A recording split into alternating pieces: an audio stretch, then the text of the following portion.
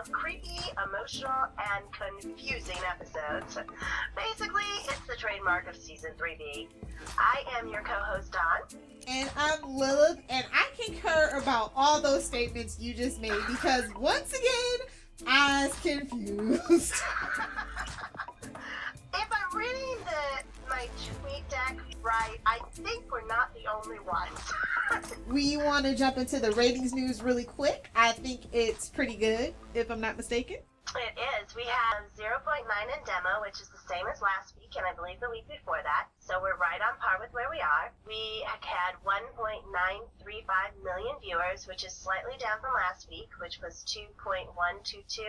But it's right where Season 3B has been pretty much the whole time. So basically, our ratings are doing really well. So, who were our writers and directors and all that other good stuff? Okay, so we had Jeff writing once again, and instead of Russell, we have another prolific director, Tim. I prefer Tim over Russell because Russell has a weird fetish with his light, and it makes it hard to screen cap. So I really do like Tim Andrews over it. And he is really like capturing the heck out of dark styles, like just all the subtle nuances. But I pretty much love everybody that writes and directs on Teen Wolf because they're pretty much a cohesive team. The synopsis is basically Styles checks into Eckenhouse, aka Echo House, and creepy crazy hijinks ensues.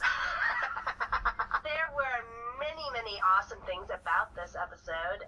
I had a hard time narrowing it down to 10. As a matter of fact, it started off with a list of about 22. So what was one of your favorite things about it? Okay, so my first thing I want to talk about how the brevity of the Stilinski family scene of Styles checking himself in is broken up by Scott's freaking dirt bike.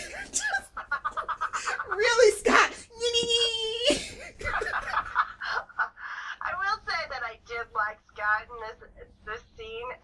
I thought it was true to form that he would go in and do it. I actually think it's kind of funny that he was able to track Styles down. Is this the werewolf scent going on again, or what's up? Well, number 10 for me is a moment, and it is Malia going through the corpse's clothing. Seriously, this chick has no fear of anything. I really like Malia. She was a coyote. That's her excuse for everything. She's just fun right now, and I like that we have some fun characters. She's not so deeply tied into the depression right now, even though she does have that depressing storyline. I wanted him to poke it with a stick. That's all I'm gonna say about it. Supernatural reference there. You didn't catch that. My next one would be Allison rallying the troops and, making the plan. I just like that because we haven't had much of Allison or Lydia. So, at least they were there and being helpful. I don't know how helpful they were. Well, they came up with the plan and the plan did work eventually. I'm not sure if the plan worked, but the timing worked. But I will say that Allison figuring out that about the scroll was pretty cool. That was my favorite Allison moment. Number 9 for me is where Scott breaks in and into that lovely little family moment, and he says, Styles, I can't help you if you're in here, and Styles, I can't hurt you. I just think that it's a good reminder of the brother relationship that those two have, and that's my favorite part about Teen Wolf, so I really like that line. I thought it was very much in character, and I love how they're both trying to protect each other. My next one would be Deaton was actually legit helping the pack. I couldn't believe it. He was giving straightforward answers. And I was just like, did Jeff hear my prayers? What? But still a little sketchy. He did get answers. It was amazing. And we got that answer Chris told him. Yeah. And Chris knows a whole lot here, which I think is pretty cool, too. I can't wait until Chris gets out of jail and can start working with Deaton, and maybe some stuff will be, moving forward. Well, sorry for the spoiler alert, but, Gerard is coming back, and he has all that leaky goo stuff, so maybe they will be working together to end Gerard once and for all. If that was the case, I take back everything I've ever said about Deaton. My next one is Oliver saying, have you been awake all night? Styles, yeah, I can't sleep without my pillow. Oh, buddy. First off, it was a nice little humor break, and this episode really needed a humor break since we didn't find out what happened to Coach at all, and he's usually our humor, so. But I just thought it was funny, and I can relate. You know, there's certain things that I have to have too, or else my motel stay is not going to work. And you were in an asylum, so that's even more pressure. So I kind of like the gang shutting down the twins every time they were like thinking or talking about killing someone. They were just like, no, jeez. I had that in mind too. I love those lines. It was, Aiden's like so excited to be able to, assault someone, and nope. And then they all are like, no! Number 7 for me is a moment, and it is Styles' tears right before he gives in. I think that they have done such a great job of letting him just go with this role. And it was really heartbreaking to see. I loved how he really worked so that we could see the drama that he's going through, and then boom, he's asleep, and then he's Dark Styles again. We got a little snippet of Chris and Derek, and that I'm glad they didn't drop that thread. And then the interesting question is posed. It's like, well, if Styles is completely gone, Chris has no problem. But if Styles is even somewhat still in there, he will definitely hesitate and maybe not even do it and try to find a different way. At this point, I'm wondering if both Allison and Argent are Megitsuni. It just seems like they're all gonna be. It's like everybody's gonna be touched with crazy. Well, there's 13 types of Kitsunis, so I don't know, maybe. Yeah. Can the good ones possess people too? I guess it would kind of be like Supernatural, where if the demons can do it, the angels can too. Because it really is looking like that's where they're heading. I think the exposition is a little murky in that one, yeah. But I really like those two together, so I'm always pro whenever they have something to do. My number 6 is Styles and Malia working together. I thought they made a great pair, not talking about the sexing, but how they were able to kind of work together, con the system. They seem to have a good connect as far as the ability to manipulate things to work out in the way that they want. I don't care who anybody ends up sleeping with, so I'm good with it. I actually do care in this instance, but it's in my issue, so I'll hold my tongue for that one. So my number 6 would be Kira wanting to help. Like, I don't know, I just find something like just really refreshing that she gets sucked in and she just genuinely wants to help, and like despite her mother seemingly might possibly be on the wrong side of it, she wants to help regardless of all that. And is her mom really on the wrong side of it? Who knows? Yeah, I don't know. Well, she's hiding stuff from her, so that's already a little shady and sketchy. This is Beacon Hills. Every freaking person who has information is hiding something from the person who needs to know it. I feel like we have all these little puzzle pieces all the time, but nobody sits down to actually talk to each other. I swear, they need to get, like, a social media group going, or, I don't know. Oh, it reminds me of my friend. She says this all the time about this other show that we watch. And she goes, it's like we're trying to put a piece of the puzzle together. We have no corners and it's all sky. That is very much what this season is feeling like at this point.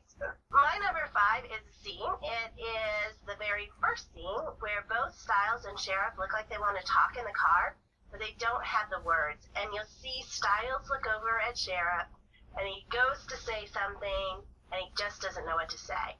And he looks away, and Sheriff looks over at Styles, and same thing happens. It's just a very tender moment with no words. And, when you can make somebody care about the scene without any words, that's pretty good acting. Definitely. That's definitely on my list, but I knew it was on yours, so I left it for you. Another cute Sheriff Stilinski moment. I like how the sheriff just basically sums up the events of the season in that desperate yet adorable way that only he can do. He's like the Kitsune, the Nagitsune, and Oni. Did I say all that right? And Scott goes, yeah, surprisingly, yes. I love how he's shocked. It's like, hey, he gets it now. I guess that chessboard thing really worked. I was going to say, I guarantee you he's got the chessboard label. Unfortunately, no one knows what side any of these people are on at this point. Very true. Well, guess we know what side the Nagitsune is. Well, if it's something that's going to hurt Styles, I'm going to say it's on the opposition. Number 4 for me is Bronsky, and when he says, I always love the sarcastic ones, because that is me to a T. If there is, anyone on the show that is sarcastic, it's almost guaranteed that that person is my favorite character. So I actually like the reason that Mummy Mouth's face is hidden is because their actual face when they died was all bandaged up. I thought that was just to obscure, but it's actually like a reason, and I like when there's actually a reason for random things. I agree, and that's going to be in one of my questions areas, because I don't understand a thing about that. But I do like that they tied it in, and everything is being tied in so well this time, so that even though we've got all these overwhelming questions, when we're getting answers, it's like, oh, that fits. Wow, that fits. Another piece of blue for our sky. How lovely. Yes. My number 3 is Styles fights to keep Mummy Mouth out, but then gives in to save Malia. Very powerful whole scene. I like how he refuses to give in when it's about him, but when it comes to other people, he's going to do whatever he has to do to save the other people. And I don't think it would matter who the other person was. He would try to save them. And will this maybe lead to more death? Probably, because it's Teen Wolf. It's that hero instinct to save the one you can in the moment that you can. And I think that is what makes Teen Wolf very powerful, because they all have that. My next one is the introduction of Meredith talking on the phone that wasn't on. Okay, I'm just saying it right now. Meredith's coming back. She has to. First off, they gave her a name. They made a big point of how weird she was. There is no way this chick is not coming back. Now, is she coming back in the next episode? That would make sense because, they're still in the asylum. So I think that she's going to be a major player at some point. My number 2, Shara flips out about Styles' pillow, and then Styles comforts him with a hug and then walks out. That whole thing was so emotionally heartbreaking. And then Styles breaks away from the hug, and we see that long pan with Sheriff getting farther away, like he's watching Styles get farther away. I swear, I was like, oh my, you can't keep doing this to me, Teen Wolf. That's my screen cap of the week, actually, for Teen Wolf, is just lonely, sad Papa Stilinski, like, just standing there watching him go. Ugh. Touch my heart. I swear, if I was a crier, I would fall through everything that Teen Wolf does these days. I don't like emo XC. Anybody who knows me knows I don't. But this is, like, justified, though. It's not just for the sake of it. This is actually grounded in reality, real emotion. It's not trying to manipulate our emotions, which most shows do. It is actually a consequence-based, realistic emotional response, and they do it so well. Kudos all over the place for Jeff Davis for being able to tie the emotion in, make it realistic and grounded. This was very powerful because it felt so real. So, I know you don't like this, but I love Bianca Lawson. I go, hey, Miss Morrell, she's not dead. But how many jobs can one person have? And just how small is Beacon Hills? I went, oh, her again. Great. Why didn't she die in the last one? It's gonna be in my issues. I have no qualms with her being your issues, but I like Bianca Lawson. I like the Miss Morrell isn't dead, because I just couldn't stand one more female character being dead. I just couldn't do it. The pile is just too high for me at this point. Alright, my number 1 thing about the night is a moment, which is odd for me, but it's also in that beginning 10 minutes, which I thought was the best part of the episode. And it's where Sheriff says that he's terrified of the MRI scan, and you can see Styles just swallow hard. And, for a cop and a father to admit that he's terrified about his son's fate, and for Styles to feel that guilt of what he's doing to his father, it just hit me so hard. I love Styles and Sheriff together. If either one of them ever dies, it's going to be incredibly hard for me to get through. My number 1 is just this really small moment, but just one of those things that's like, kudos, all the words go to Dylan O'Brien. It's the transition from Styles to Dark Styles, and it's that evil smirk when he looks up and the lighting hits his face just so, and it just gave me like a little woo down my spine, like creepy as heck. Oh, yeah. And then when he slams Oliver's head with the drill. Oh, I hated the thing about every Dracula needs a Renfield. I'm like, cool it. Oh, I can't tell you how. That is my least favorite line in the entire episode, and it has nothing to do with this episode at all. Nope, it's the all show. about that fucking Dracula show. I guess it's time for issues. My number 5 is a quote, and it is Argent. Do you want to talk about the code? No, I really don't want to talk about the code. Even if Mama Fratelli is going to reveal that Allison is also a Nicozzini, and spur on what we all think is going to happen anyway, which means probably that it won't. But even if you want to, this is not the episode for this. They keep putting in these scenes. The episode is already jam-packed, and they keep putting in these scenes that I'm sure will have major importance later, but seriously, not important now. The other one that didn't need to be in there right in this episode was the Argent and Derek one. I'm sure Berserkers are going to be important later on, but now is not the time for that. I guess I'll start with, even though I like Kira's ninja skills, and I know Jeff said that Kira is basically his version of Buffy, meaning she's a quote-unquote chosen one, with latent skills that just needs a spark to ignite them, it's still a bit much, and I feel like it's a cheap shortcut. Number 1 on my issue list. Absolutely number 1.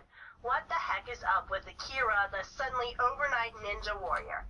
Give me a freaking break. She went from a character to a plot device in 10 seconds flat. She deserves much better than to be a plot device. And quite frankly, Allison deserves better than for her to be the plot device. Yep. They've shortchanged us on training again, and I know he must think that that's not very exciting, but there are ways to make it exciting, as Arrow can tell. But they really screwed the pooch in this one. Because that is just, it took me completely out of the episode. And I was so focused on, this makes no sense whatsoever. What the heck is a talented writer needing this kind of a plot device for? And it is the number 1 issue I have in this episode. And it is the number 1 issue I have with Kira right now. Like I said, it's easier for me to swallow because I guess I know Jeff's intent, but I do think it is a cheap shortcut. And I just, it's a shame. Number 4 for me, Mummy Mouth is back. Morel is back. Mama Fratelli is back. I don't want any of these people back. I would be happy not to see any of these characters ever again, and I'm not going to get that wish. The only one that might not ever come back again is Mummy Mouth. I'm just going to throw this one out here. I know, it shouldn't be that big of a deal in the grand scheme of things because it's like a sci-fi fantasy genre show, but the portrayal of mental institutions. Yeah, there was quite a bit of issues on my timeline with that, too. Oh, with some hot fuss on mine, too. But I kind of felt the same way, but then, I'm just like, because I guess they did it to throw that line in, which is actually its own little thing, where Deaton's like, that place has an interesting history. It's so creepy the Oni might not want to show up there either. Like, more, please? Yeah, see, I'd rather spend more time talking about that than the Argent Code of Honor. Yeah, exactly. I'm just saying. It's a shame because there's already so many misconceptions about mental illness that if somebody actually thought that this was real, and I don't know how anybody could actually think this is real because it's Teen Wolf. Even the title alone tells you nothing's real. So, but, it could make people even more hesitant to get help, and we don't want that to happen. They had bars, for goodness sakes, bars! Well, and everybody, all of the employees give are off evil. The evil vibe, yeah, which is not the case. You've got people being drugged out of their minds. Generally in a mental hospital, it is the least amount of invasion as they can do, and that is not what we saw in this. Yeah. Number 3 for me. Oh my freaking goodness, what's up with the recapitations? I hate this TV trend. It makes me feel stupid, but I'm not stupid. I saw that episode last week. I figured out what was going on. Now, do I know what's really going on? No. But I know what you showed on the screen. If you're going to have previously, you don't need recapitations. Pick one. I want to talk about how Allison and Lydia got knocked back down to bit roles this week. It was great to see them and being active, but let's be real, it was really bit roles. And it wasn't wasn't just Allison and Lydia. It was Allison, Lydia, the Alpha Twins, Scott, Kira. Everybody in the teen heist scene was like, oh, we do have to have these people in here, don't we? Let's throw this in. 2 lines apiece. That's all you get. Yeah, it was ridiculous. The problem also was that when we were in the teen heist one, you know, the only time that they were actually on screen, it felt like a total subplot for just having actors on there. So it took me completely out of the story again. It almost feels like they should have just made this an all Styles and Malia one, and then next week have an all everybody else one. If you are going to have a subplot that has all these other characters in there, then you also need to make that subplot interesting. Subplot in the realm of realism. Seriously, teens knocking off an armored car? Really? I mean, even Scott said that was a bad idea. When Scott can't find anything positive to say, you know there's a problem. Come on. They needed to have made it more realistic. And it's going to come into my next one, by the way.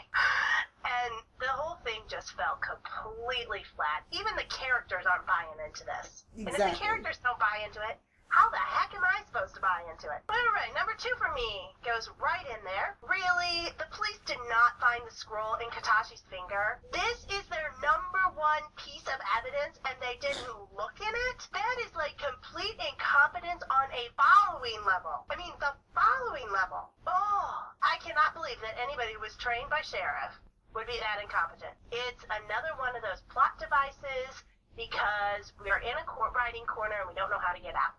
The next one for me is, wouldn't the specialist actually want to see the patient for himself and not just the MRI? I would think so. Well, and the whole thing is kind of weird because if my choice was leaving my kid in a mental hospital or bringing my kid with me, I would bring my kid with me. Well, he's also kind of afraid of Styles. Because he knows he just basically tried to kill everybody in the police station and all that stuff, too. That's true, and he probably wonders if he could control him if the Nagatsuni came back, so. Yeah. I guess he gets a pass there, but I don't know. Alright, my replacement one is going to be, Morel says she's going to kill Styles if the Nagatsuni takes over. Seriously, why don't you just inject him again? And why the heck did Deaton take so little of it anyway? Maybe that's all he thought he needed, or maybe he's up to things, Dawn. He's up to things. Well, I've got my, issues on that too. That's in my questions. Forever evil adjacent. When you don't want to share information and you deliberately mislead them, because that's the only thing that can be. Because you'll come right back out of this little trance and 16 hours later and the full moon's rising. Really, Deaton? Really? That's all I'm going to say. The fact that he hasn't shared anything with them until somebody comes and asks him. I mean, he knows that there's an evil druid going around. He's got the mistletoe thing going, and he doesn't tell anybody until Styles confronts him. Really? Just sketchy, but yeah. And even better is his excuse for not helping Derek and not telling Scott in the first place that he understands it. Oh, I wanted to put the past behind me thing? What the heck? I'm just gonna get into this with the Malia and Styles having sex. You guys know I'm not a shipper at all, so it has nothing to do with that. Okay, first of all, Malia's still kind of mentally a 9-year-old. Let's just be real. See, I don't think that's true. People keep saying that, but I don't think that's true. Because it's not like she wasn't growing up at all. She was still in nature, and quite frankly, she's been in this mental hospital for, 6, 7, 8 weeks now? She was in nature. Nature is not an innocent place. So, my guess is that, she's showering in front of people and everything. Yeah. Besides that, though, it was unprotected, in a grungy basement. It was a really inappropriate time, and they're both really vulnerable, and it was just a hot mess. It was just a convalescence of hot messedness. I couldn't take it. I will definitely give the whole unprotected thing, because, they all had to empty their pockets, and I'm guessing they don't just have condoms hanging around, the asylum. I get that they're vulnerable, and they're coming together in their vulnerability. Is the self-etching, was it made by the dead corpse? Was it made by Styles, or was it made by Daryl? It went over my head, honestly. Or Styles' mom. See? I have so many questions about that. It's made its own little section for me of what the heck is going on there? Because Styles says he's been in the basement before, but from the reaction of Sheriff, he's never been in that basement before. I think he meant when he was, remember, because they showed the flash of when his foot was in the trap. I think that's what he meant. He was there that night, but then he just got out into the coyote cave. See, I don't know how he could have physically been there. Because surely, unlike every other place in Beacon Hills, the mental hospital should especially the one that is accessed through the crazy people section, I don't know how to say it, the dangerous people section, it should have some kind of security, you would think. Of course, Malia walks right out, which is another issue. Morel let her out. I hope so, because that was just... I don't know. Yeah, I have lots of questions. I have about 10 questions asked tonight. Yeah, it's one of those episodes. Another one of those episodes, definitely. So yeah, that was my other... And Malia walking out. But I just pretend like Morel's the one that let her out and just kind of... My only other issue that I have is the whole end where Scott's like, change the body, and Deaton's... Which begs the questions, how do we change Styles' body? He knew. Turning him into a werewolf. No, but the way that it sounded like change the body, like change the Nagitsune into another body. Yeah, that's what I thought. And Deaton's playing stupid. He knew what that meant, what he wanted Scott to think. So why does Deaton want Styles to be a werewolf? What's the end game here? I don't know, but Deaton has an agenda. That is undeniable. What it is, we don't know. But I really feel like Deaton has an odd agenda because I feel like he knew Scott had the potential to be a true alpha. Like, he knew before anybody else was putting those pieces together. He knew that, like, by ignoring Derek, it would lead to that. Like, he has an agenda, and I don't know what it is, but it's not good. I don't think it's... If he wants Styles to be a werewolf, I don't think it's good. Yeah, I agree 100%. Styles can't be a werewolf, and he can't be evil, and he can't die. Those are the three absolutes, so make it so, Jeff. Make it so. Is there anybody out there that heard the change the body thing that didn't think body jumping? That's what I thought. Pushing the Nagitsune into, say, like, I don't know, a corpse, and then having a good old salt and burn because I missed those? Yeah, come on. Or jump in with Kira's Kitsune and let them duke it out, kind of like that Angel episode, remember? Absolutely, I like that one too. By the way, that was a phenomenal Angel episode. I know. Well, episode. But yeah, I think that, it makes more sense that that's what it's trying to say. But, and I'm just going to jump into my questions here, if that's okay, for this part. One of my questions is, Scott, perhaps you should get a second translation, because both Deaton and his sister are shady, and I want Argent to read that scroll, because he knows Japanese, so what the heck? I don't know. I think that you need a second opinion, buddy. Hey, well, frick, he can't ask Kira's parents now, because we all know they're up to things. Dang it. Kira know any? Ooh, hopefully she does. I mean, if Allison knows French and her last name's Argent, stands to reason. And she knows a little Latin. So... And Lydia should know. If anybody knows, it's Lydia. Let's just be honest. Jeff wants Kira to be the Buffy, but Kira is the Chuck for me. Oh. She's like the computer downloaded into her brain, and not Chuck Norris, by the way. No, Chuck the show. I know. Chuck the show, where the computer just downloads into her brain, and hallelujah, I suddenly have information. So, hey, why not just throw in super language skills while you're at it? I am still holding out that the actual atrophy that was shown on the MRI was where the Nagitsune is in Styles' brain. And it has that the same physical symptoms, or it's tricking everybody? Yes. So that when the Nagitsune is out of Styles, then his brain patterns will go back to normal. Yeah, because if he's sick, then technically, if he really is sick, then technically he'd be too weak to make the transition. Yeah, exactly. Main characters? We basically can't even talk about Derek. Nope. Or Allison. Well, we can talk about Derek. Derek is suddenly now not only a biology major, but Derek is a history major also. Because, man, he already knew all about those berserkers. Talk about your Chuck, man. I'm telling you, Talia's clouds were the intersect. It was. It must be, yes. Because Derek, I swear, if Derek does not die, I do not know why they did not slow this transformation from complete ineptitude to savior of everything. Well, because Tyler Hoechling's army was sick of it, quite frankly. It's the only thing that I can think of. I was sick of it too. Me too. And I don't mean the Twitter user, I mean just in general, but also including the Twitter user. Very true. Just clear that up. Very true. So yes, Derek and Argent's sole purpose was exposition dump for something that's not even happening in this episode. Or this season. Oh, that would be even worse. The Berserkers aren't going to happen this season, so... Even Lydia agrees that her own plan sucks. Really doesn't do anything in that plan, except tell Aiden to cool it. We talked about how Allison had nothing to do, except know that the scroll was in the finger, unlike the entire police department. And then we go to Scott. Who? Oh, Scott.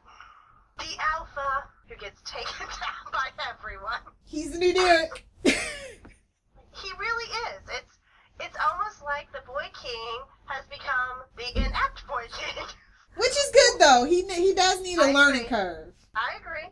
But I do think that at some point he should be able to use his alpha standing for something other than to make the twins back down. But he also hasn't made his actual pack either, and they say that you have to have a pack to be an alpha. That's where you draw your strength from. It's true, and currently he only has Isaac in his pack, so... Wait, is that even official? Like, I think there's something you have to do other than just Isaac pledging his allegiance. And Isaac isn't even around. We don't even know if he's getting better or what. Another little what the heck moment, really.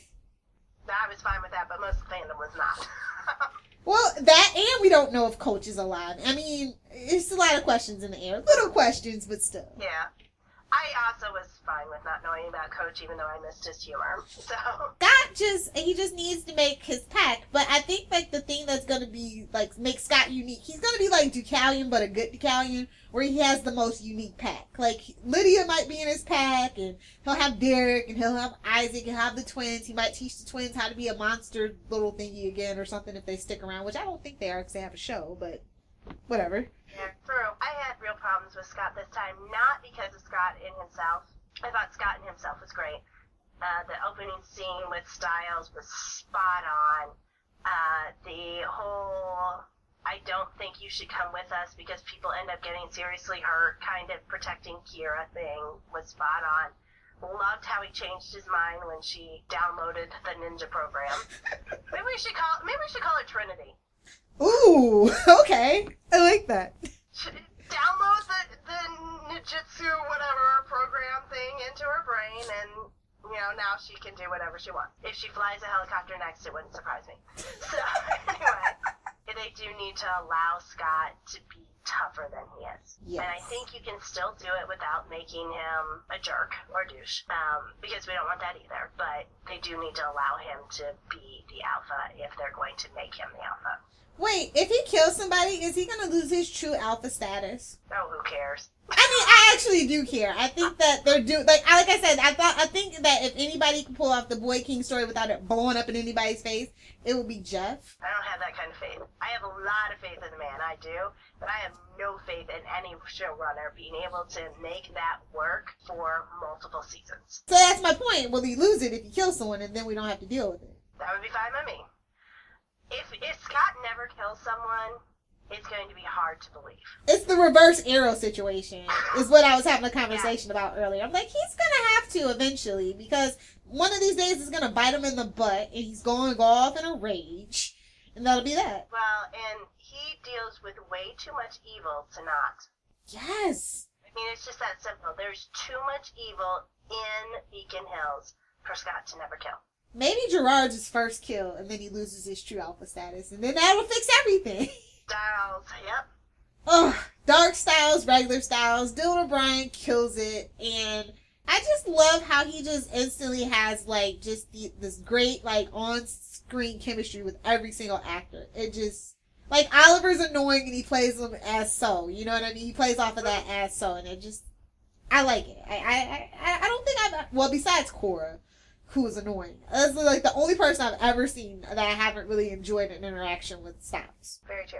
And she was perfectly fine when she was unconscious and he was having that great speech over her. He is one of the everything they throw at him, he's got a bright future ahead of him. And Styles, again, in this one, was just so on point.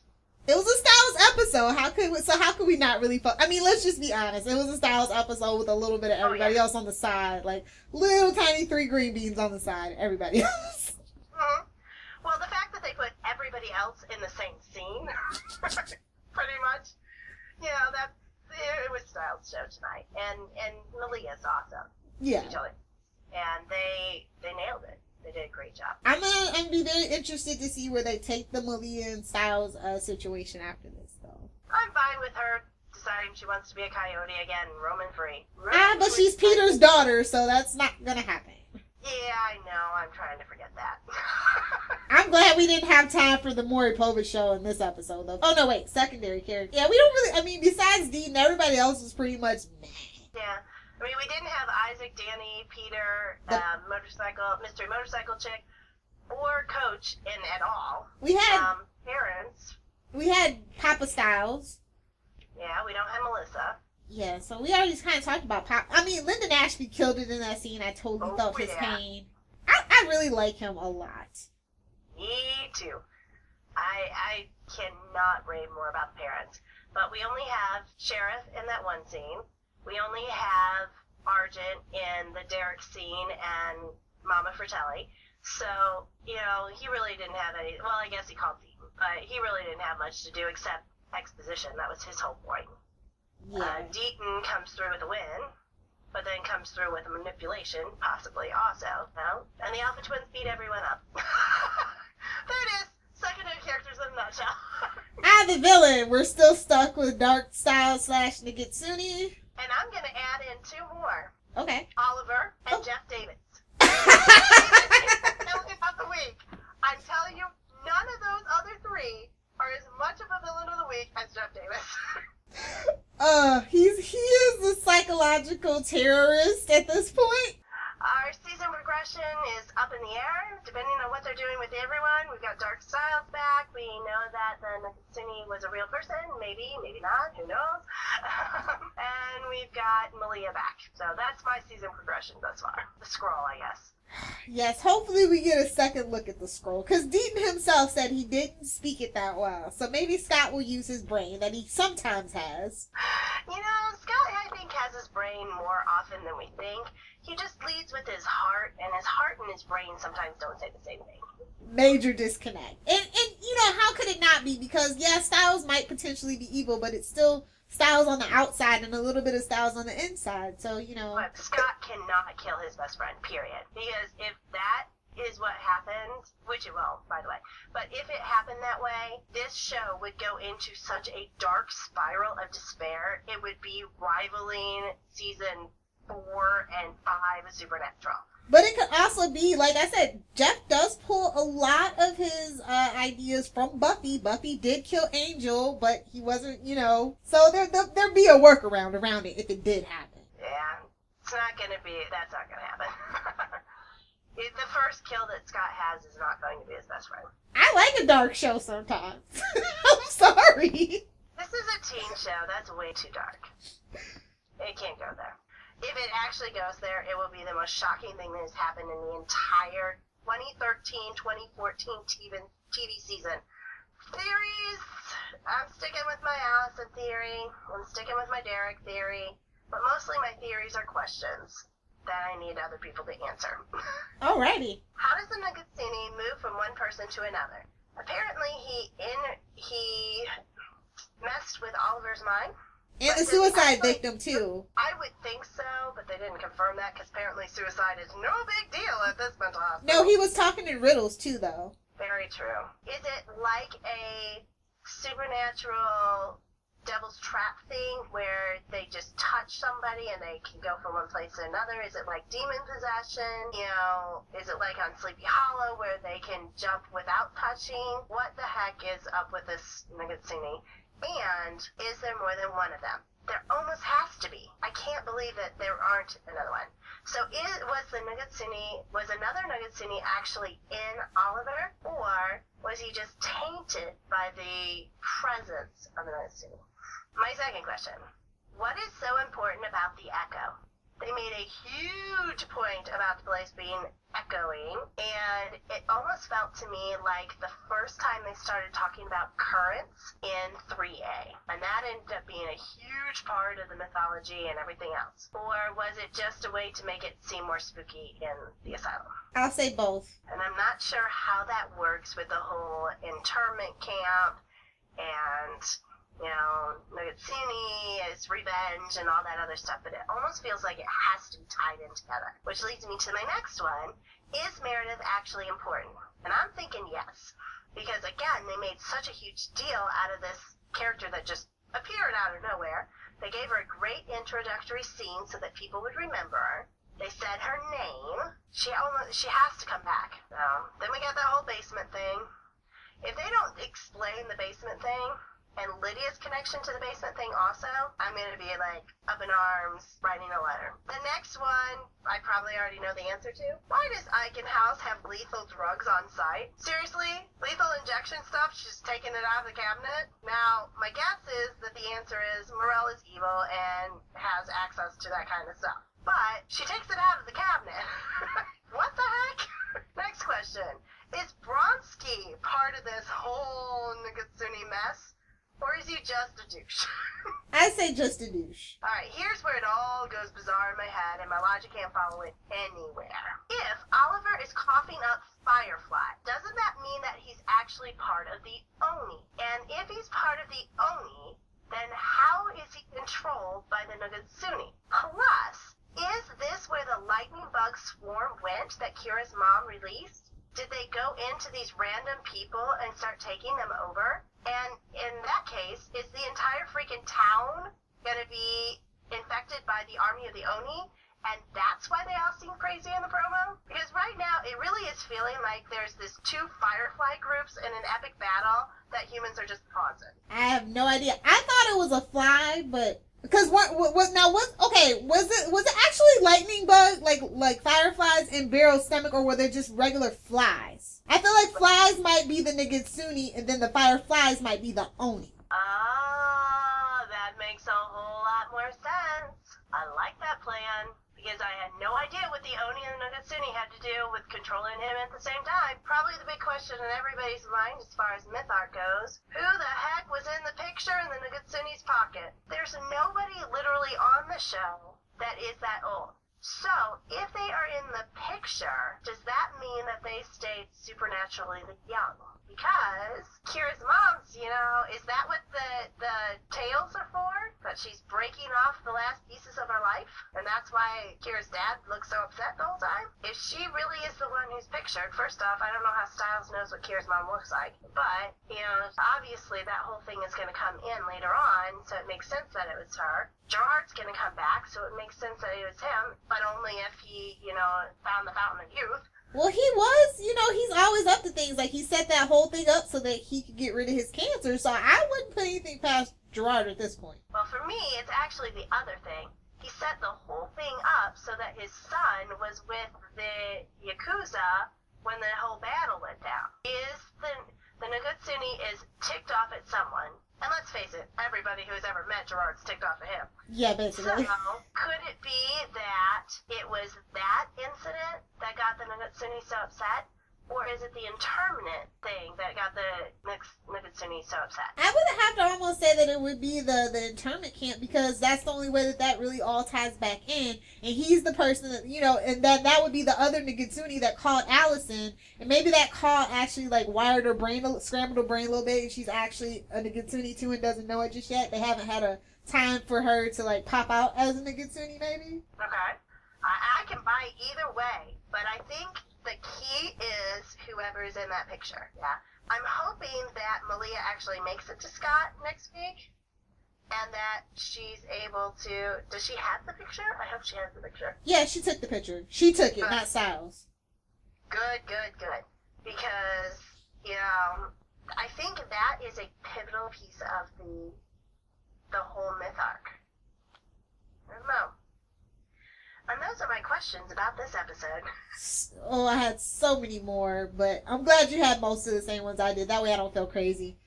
They're actually not making me lose my mind completely this season. They did tag that right. Yeah. They just didn't understand that he was actually talking about us. Exactly. So, it's time for... the episode awards! Dun, dun, dun. So, what'd you give it for a grade, ma'am? You know, I kind of went back and forth, and I ended up giving it a B+. For all of the craziness and the I don't know where it's going, the pieces felt right, with the exception of the teen heist stuff, and actually anything that wasn't Styles or Malia fell off, but everything else was great. Okay. I went back and forth between a B- and a C+, and I settled on a C+. There's just too many things dangling in the air. I feel like we're spinning the tires and throwing mud everywhere at this point. Too many filler scenes, the return of Mummy Mouth, not enough action, and definitely not enough Scott and Styles interaction. Very true. I would agree with that. Yeah, I kind of went back and forth between a B+ and a B because, you know, the parts that I liked so much. And the parts that I didn't like were so small, literally just tiny pieces of time. That I was like, okay, we're just pretty much fast forwarding through this part. Who's your MVP of the episode? We probably have the same one. Styles / Dylan O'Brien. Oh, yeah. Dylan O'Brien nailed it. Styles was definitely the key character. Although I would say that the key character in this is actually Malia. So the MVP, I definitely give down to Styles. Best character interaction. Styles and Malia, hands down. Styles and Sheriff for me. I don't like the heart-wrenching. I just don't. I needed something a little more upbeat. They have the great makings of a good teamwork, bro TP. Like when Styles is busy, him and Malia can be out doing stuff. I agree. Personally, I think this whole show needs to turn into a detective show, a supernatural. It just basically needs to be Angel. Let's just face it. Did you have a different best reason to watch? Yeah, I actually like that the gang, quote unquote, successfully pulls the heist off without killing anyone or or anybody getting hurt too badly. Because they were semi-competent. I like when shows try to make teenagers kind of competent, because otherwise that just gets boring and stale. And, we get a reminder that Scott has a lot of growing to do, but at the same time, he's not adverse at, actually enlisting help. Mm-hmm. I just like that reminder. That is a good point, that he's not adverse to help, and that is totally against your typical Boy King kind of storyline. So, yeah, I do like that, too. I don't have a different best reason to watch. Best reason to watch for me is Styles, period. Absolutely, but I decided to do something different and try to stretch my chops. That makes total sense to me.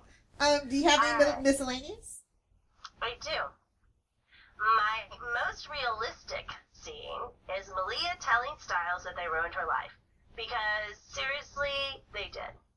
She is now in a place where she has got a lot of dark stuff that she has to deal with. Her life was much more simple as a coyote.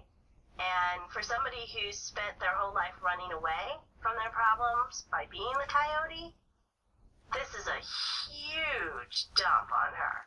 And I really like that she punched Styles, because that seems like a very natural, I used to live as a coyote kind of reaction. So, that's my first miscellaneous award. What's yours? Let's go with, was that necessary award? Kira running in slow motion to plant the device. I know it's our cross to bear, and it could be worse. We could have lens flares. Yes, that was shots fired at the J.J. Abrams School of Directing. I said it. And I second it. Oh, there was some interesting choices, yes. I literally go, oh joy, the slow motion has made a return. And for such a ridiculous thing. Like running. Why would you put running in slow motion? Drives me crazy every time. Not to mention, she didn't have to run that far. It was like, what, 10 feet? 10 steps, here you go. All right. Oh. What the heck was that? That was trying to put drama into something that had no inherent drama in it at all. Which is why, unlike you, my best reason to fast forward / most ridiculous and unrealistic plot was the entire bag heist. Oh, it was just bizarre, and it may be the worst subplot that Teen Wolf has ever done for me. And that's saying a lot. That is saying a lot.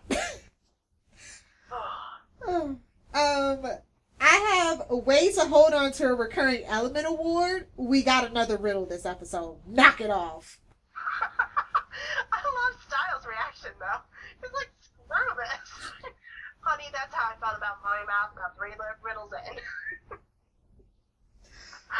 Oh, lots of good awards. There's a ton of things good, a ton of things bad to do on that. But, yeah,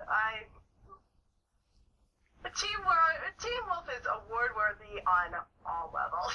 Absolutely. I love this show. I love it every week. I love the fandom. I love the staff. It's just a really good show that deserves so much more exposure. I'm glad that like every season we keep gaining. Yes. Absolutely. And it's, I think that once people start getting over the whole title, first off. Excuse me. Once they get over the title, and as more people are talking about it and letting people know that it's not actually a teen show, I think that it's the reason why the ratings keep going up and up. And this season alone should cause them to have a whole bunch of new viewers coming in. I mean, it's not on Netflix anymore, but it is going to be on Amazon Prime, so I would expect that they will pick up a lot of viewers. Amazon Prime. I'm not familiar with it. I mean, I know obviously it's from Amazon.com, but... Mm-hmm. It's Amazon's version of Netflix, basically. Oh, so you pay a monthly subscription? I thought you had to pay per episode to watch. No, it's because it's Prime. It's actually a yearly subscription. Okay. And with that yearly subscription, you can watch anything on Amazon Prime for free. Not anything on Amazon, but anything on Amazon Prime. And it also gives you free 2-day shipping no matter what you buy. Okay. So it kind of goes through. So, but yeah, it's, if you're into that, it's a great way to watch Teen Wolf and stuff. So it actually works better for me than Netflix. So I'm good. All right, we are into listener feedback and all the fan stuff. And I gotta say that once again, there were a whole lot of good things coming out of the fandom. Lots of things that made me laugh, things that made me go, oh yeah. So I'm gonna start with my 3 favorite staff tweets, which the first one was Ian Bowen, who plays Peter. And he tweeted to Dylan O'Brien and Shelley Henning, so Styles and Malia, "Daddy's watching, let's try and keep it PG."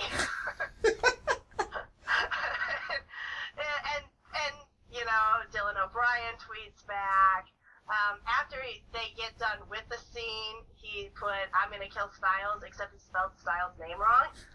He spelled it like the One Direction kid. And so the MTV account called him on it. And so the whole conversation back and forth was just hilarious. It was a lot of fun. Another thing that I just want to mention is that in Teen Wolf, if the people can't live tweet with you, they tweet an apology in advance. They're so used to tweeting. I mean, other shows is like, oh, hey, I get to tweet with you this time. These guys, it's like part of their job description or something. Because they are always so nice and, oh, I can't do it tonight, but I promise you I'll be there next time, or I promise I'll get the West Coast. And they just, they are so interactive and in a fun way.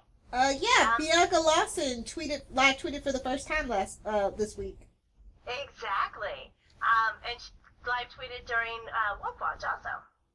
I tried to, but my live stream went out. Yeah, I didn't.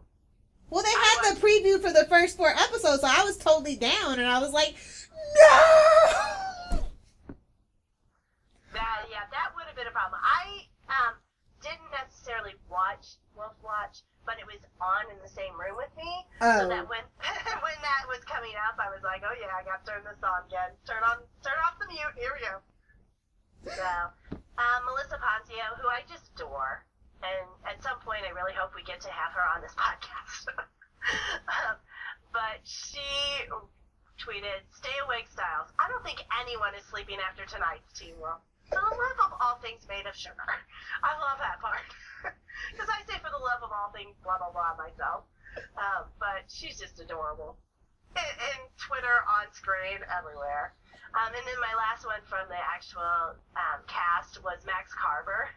And he wrote, "It appears the chaos has begun. Again." I was like, oh yeah, that is so true. Does it ever end? Yeah. Apparently, yeah. Okay, this is my biggest fear of Teen Wolf. My biggest fear is that Jeff Davis will actually become Satan, and our season finale will be all of the characters in the throes of dying, and we won't know who actually died until season 4 starts. That's my biggest fear. And I swear I might actually go crazy. Did you have any of the cast or official people? No, I didn't. Alright. My favorite fan ones, after the Teen Wolf account tweeted, "One hero will fall, and no way will we ever be ready for this," Hella Lydia said, "By fall, you mean they trip and fall and we all laugh like a TV sitcom show, right? Right?" Oh, honey. I'm right there with you. I wish I could be optimistic, but yeah. And then DFTB Caution wrote, "This is a really bad plan. If Scott is saying this, then it's definitely a bad plan." I thought the same thing. Ginger Kinomiya wrote, "Watch Teen Wolf, they said. It would be fun, they said." And you know what? For the first 2 seasons, it was. Then Tiny Tinkerbell 9 wrote, "The twins are finally allowed to beat the beep out of someone. They must be so happy." I was thinking the exact same. So many people tweet what I am saying. So, at Feels Soft W, it says, "Oh, hell no. Power tools are a no." Yes, you're right. At Dylan O. Styles _ "I lost my sanity the second 3B started. Didn't we all? I mean, really? We started with the Styles nightmare. That's how we started. It has not gotten better. Not one bit." The same person also wrote, "Don't bother asking me how I am if it's the day after Teen Wolf." Yeah, basically. Yeah. At Kinsu13 said, "I'm surprised that Teen Wolf doesn't have every episode set in the mental ward, considering how crazy this show is." Oh, yeah. Hey, Dylan O said, "Styles, the last time you made out with a girl in the basement, it didn't end so well." Yeah. At Nessa _ Marie 4, "Where's Scott when I need him to take away my pain?"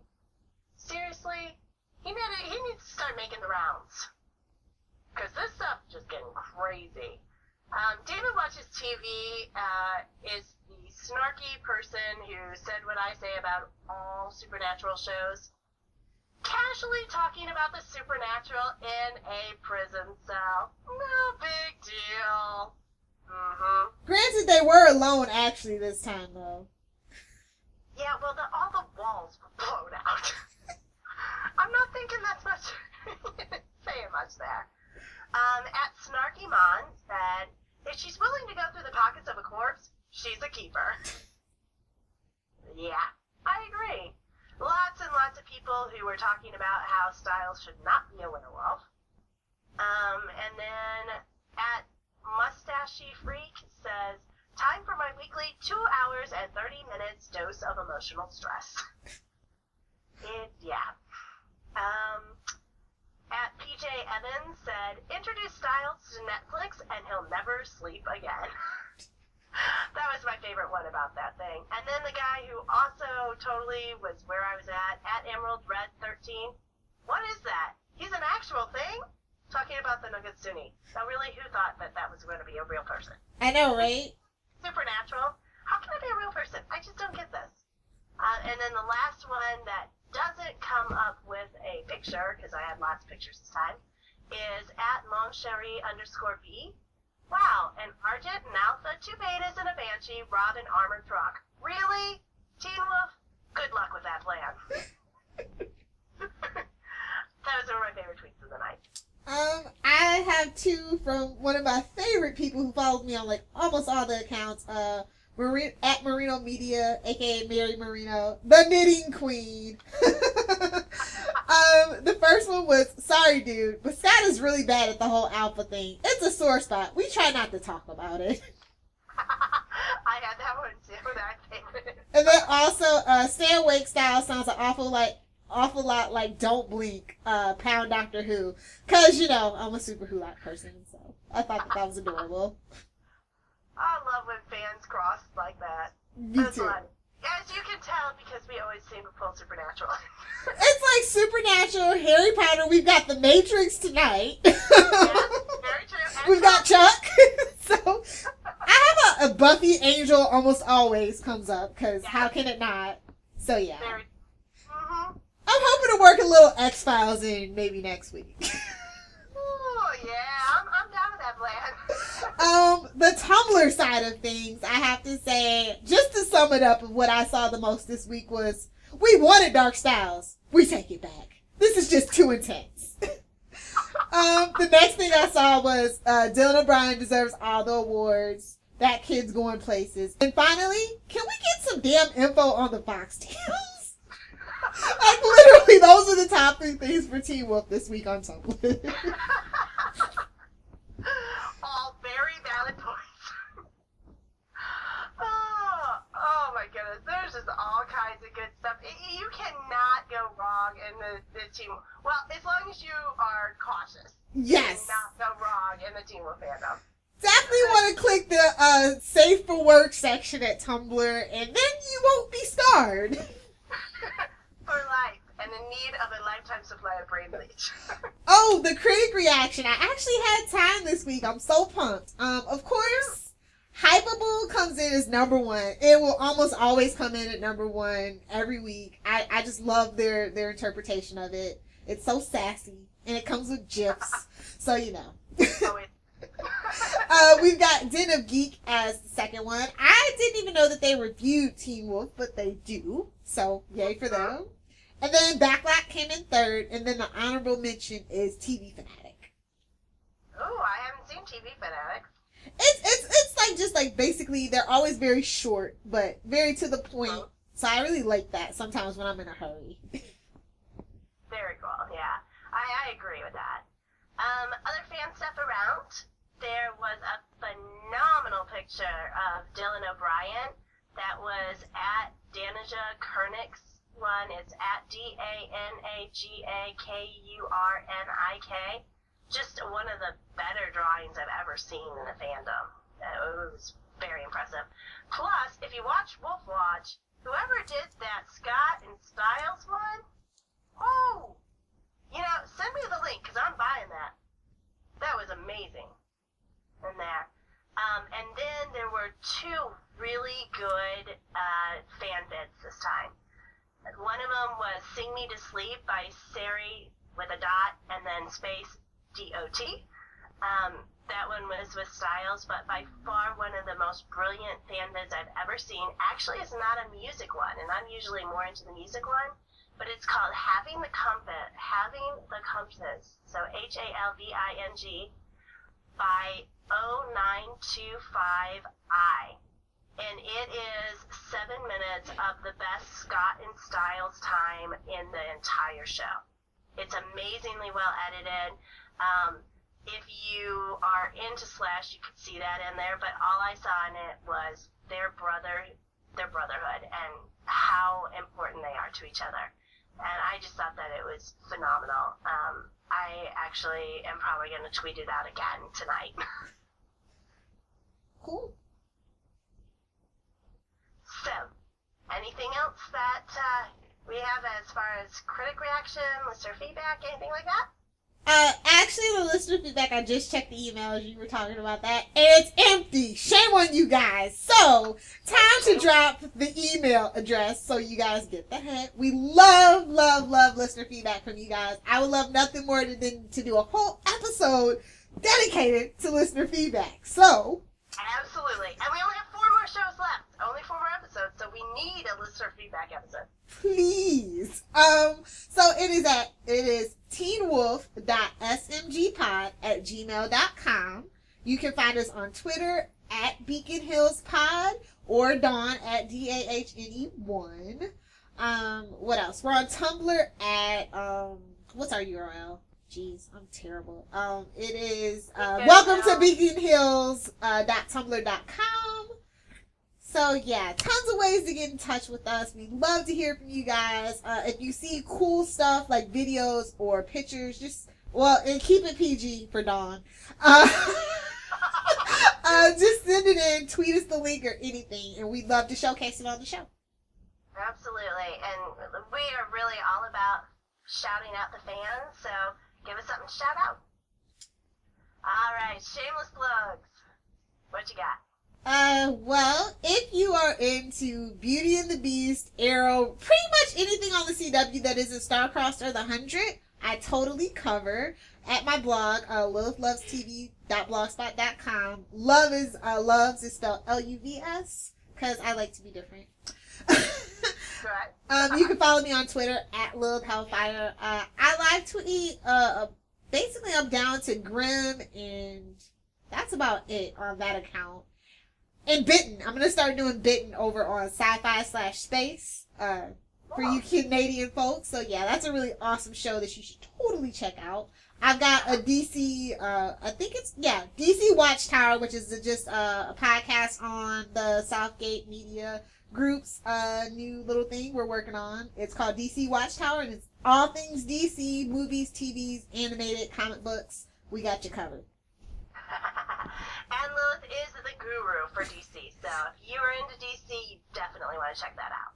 Oh, and one more thing, sorry. And of course, Sophia and I do a Supernatural podcast called The Winchester Report. So if you like Supernatural, if you're still all on board with Supernatural, then be sure to check that out. And they're all available, of course, on iTunes.